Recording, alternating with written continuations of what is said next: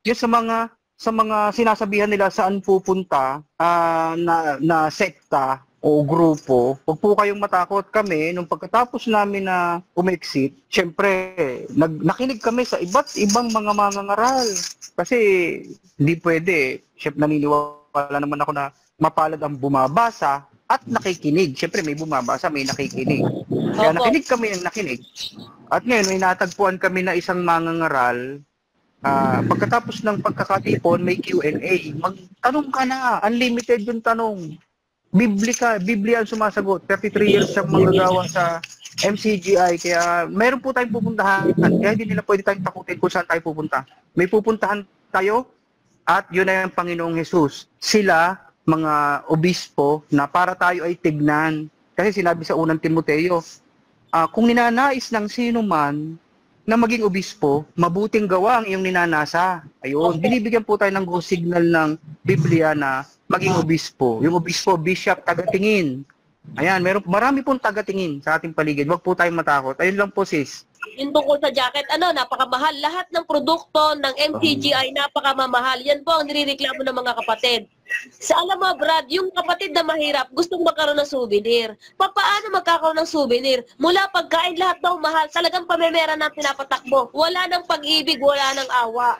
Kasi kung may pag-ibig ka sa kapatid, dapat naisip mo na yung kapatid ay makabili na isang souvenir man lang. Ay walang 200. Dito, sa pera dito.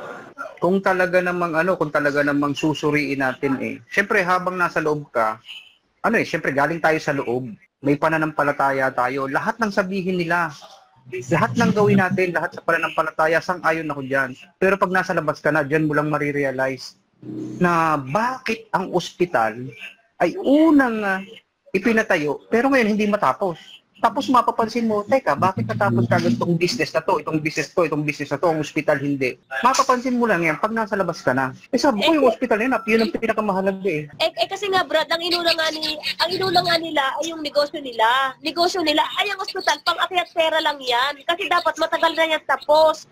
Tingnan mo nga, Brad, yung kay Dirac at saka yung Daniel's Coffee. Napakaganda, ang gara-gara. Inuna ang gawain. At saka hindi inuna. Yun talaga ang kanyang tatapusin. Wala siyang pakialam sa ospital. Wala siyang pakialam.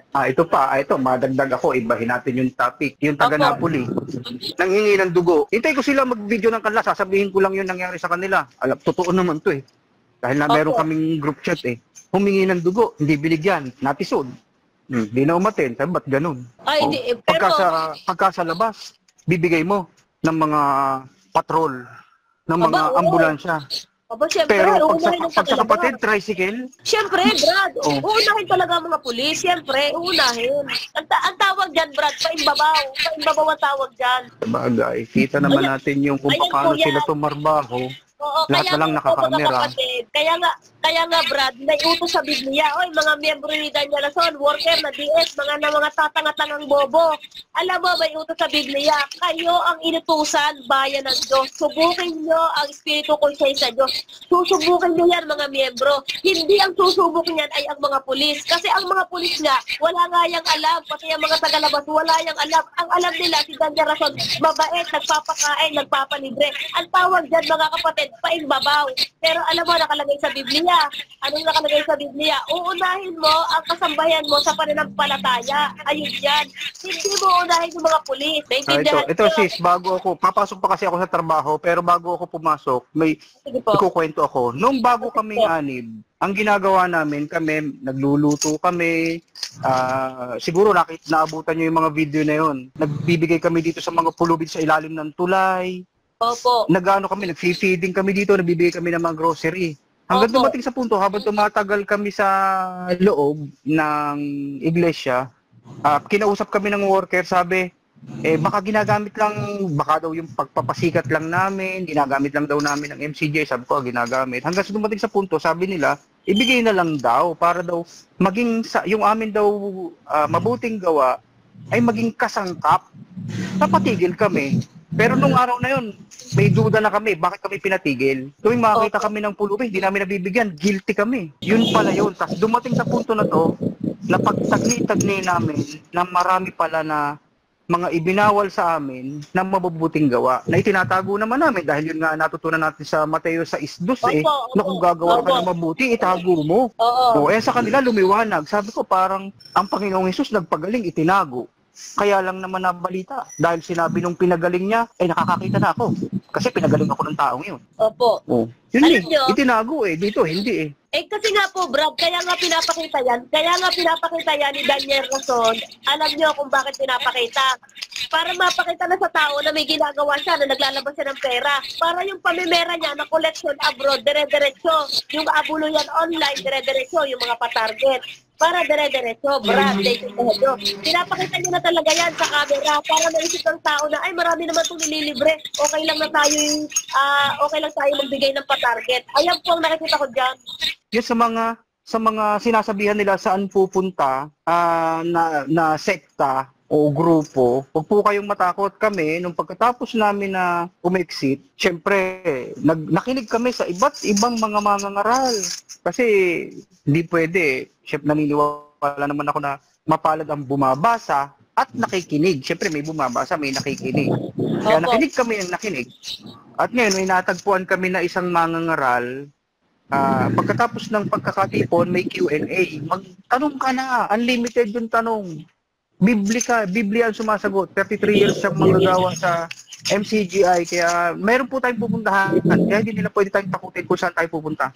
May pupuntahan tayo at yun ay ang Panginoong Hesus. Sila, mga obispo, na para tayo ay tignan. Kasi sinabi sa unang Timoteo, kung ninanais ng sino man na maging obispo, mabuting gawa ang iyong ninanasa. Ayun, binibigyan po tayo ng go signal ng Biblia na maging obispo. Yung obispo, bishop, tagatingin.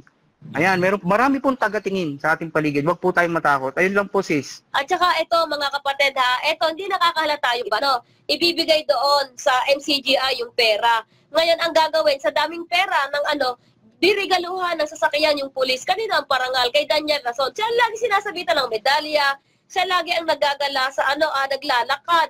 Naglalakad na may medalya. Siya ang pinararangalan.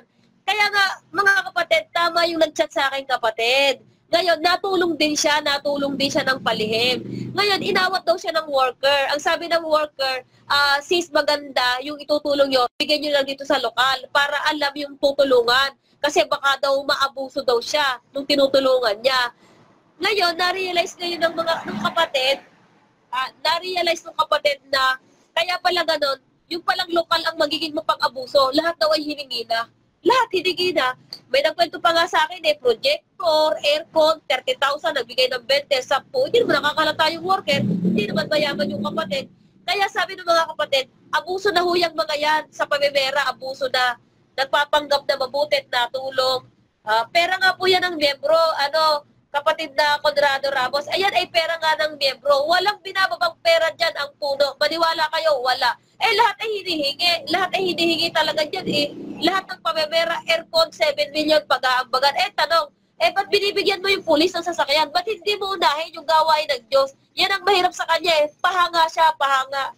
Ngayon, yung mga miyembro, na hindi nakakahalata dyan, mga kapatid, ay ang tatangan nyo na talaga. Napakatatangan nyo, mga gago kayo. Lalo yung mga worker na yan, yung mga DS na yan, na pag may lumabas ay sinisiraan nila yung kapatid. Anong paninira?